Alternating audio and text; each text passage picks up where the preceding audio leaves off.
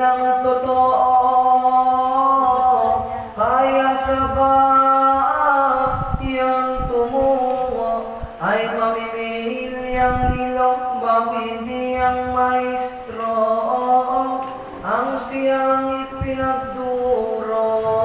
Nang siya ay magpaalam sa berenggi